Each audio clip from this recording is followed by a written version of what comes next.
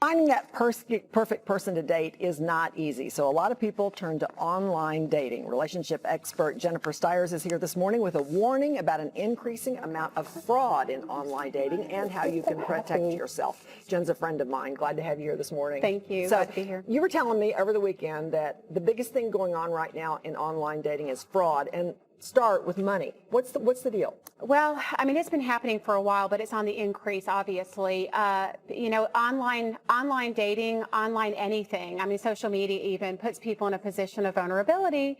And so what's happening is people are getting online and meeting somebody, romancing them pretty quickly, and then asking for money. For like, I'm taking off on a trip, I need this or I need that, or I need you to wire me money, and it's happening a lot. And it's because people are vulnerable that they will give in to it. Absolutely, they're vulnerable. I mean, love is a vulnerable place anyway, but people that are getting out into the dating scene, I mean, what they want is to find love, and they sometimes don't realize that this risk is out there, and it's out there. And then you were telling me about a story involving sex fraud, basically. Well, yeah, I mean, there are a lot of people with not such great intentions online, and I knew a guy that actually had a whole scheme planned to get girls to come to his house. So versus meeting at a restaurant, which they should do, he would have them come to the house and say, well, we'll drive together. But meanwhile, he had a video playing that he knew would kind of suck the girls in, gave them wine, and 8 times out of 10, they never left the house.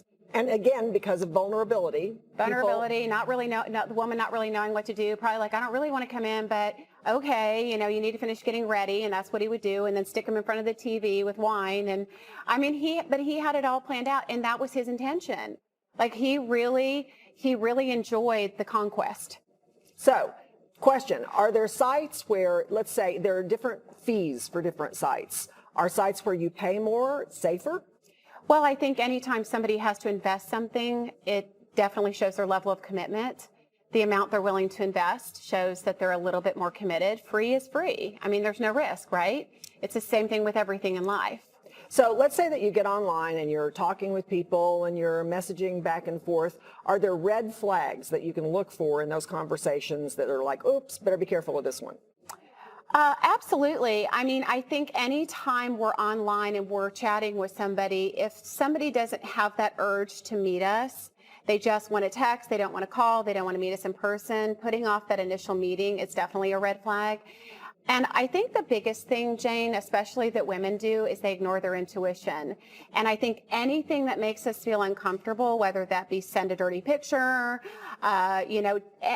anything that crosses the line or a boundary for us, which would mean we would need to know our boundaries. But we should listen to our intuition. If something doesn't feel right, it's probably not right. Trust that. Okay, and you have a couple of ways to protect yourself. Well, I do. I think first and foremost, I think the way to protect yourself is know, first of all, who you are, what you're looking for, and what you're willing to put up with. As far as a date and boundaries, right? Right. So if you know yourself, it helps the process around a lot more. Like, you can get 200, if you're a beautiful woman, you can get 200 responses in a day. How do you read through all those emails? Well, you have to know what you're looking for, and I think that's important. But asking questions. I mean, asking questions and listening to the answer, that's the key to everything. People tell you what you need to know. And you also suggest that you go Google the person immediately. Well, I think you can background check anybody. There's a million background check, services, and you Google somebody, things come up. I mean, this is a world, everything's out there. So we can find anything out that we need to, but we should. Women really, really need to protect themselves. Okay, and real quickly, you're also a matchmaker. I am. Is using a matchmaker, is there an advantage in that? I mean, obviously you're a little bit biased, but what's the advantage? Well, I don't think everybody needs a matchmaker, but the advantage is that here's why people don't find love. They choose the wrong people. So what a matchmaker can do is help you choose the right people and then coach you through the process. If they are also a coach, help you coach through the process of dating and doing the right things and making the right decisions. So that's really what's important, is that decision to what are we choosing in regards to love. Okay, you also have some ideas about where you can meet people offline, and I'm going to have you back on and we're going to talk about that. Okay, awesome. Okay, all right. You can go to lovejen.com to check out more of Jen's great tips and sign up for some of her fun dating events.